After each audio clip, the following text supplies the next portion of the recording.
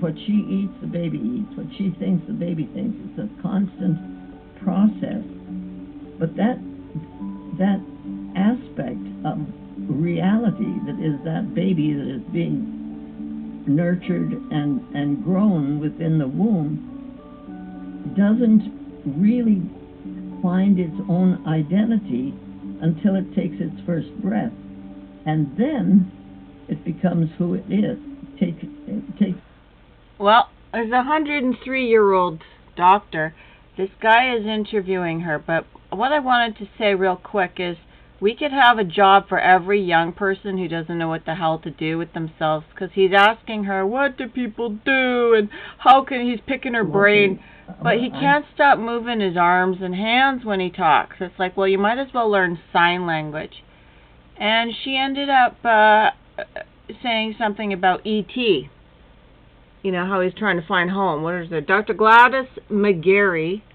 And this guy is really annoying. Because she got the woman to all of a sudden talk about how E.T. has to phone home. And because he's looking like E.T. because he's bald. I mean, she was a nurse in World War II. And how many bald men were there during World War II? None.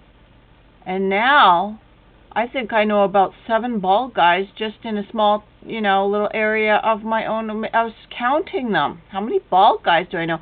And when they interview these little gold mines, you can tell they're like wringing their hands.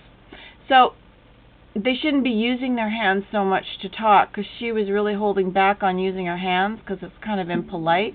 But then later she started using her hands too. Really realize. But they're not even, their hand movement, his hand movement is not really helping him be heard, because whatever he's saying makes no sense in his hands. He's just annoying, asking annoying questions. So the job for millions and trillions and quadrillions of you young little twerps, go to your old folks' homes and start interviewing those gosh darn old people before they die.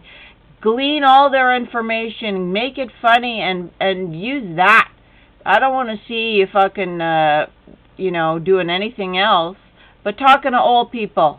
That's you might make some money at it, and you might learn a thing or two, and you might even pass on a thing or two. That's a good job. Make use of this goddamn garbage technology.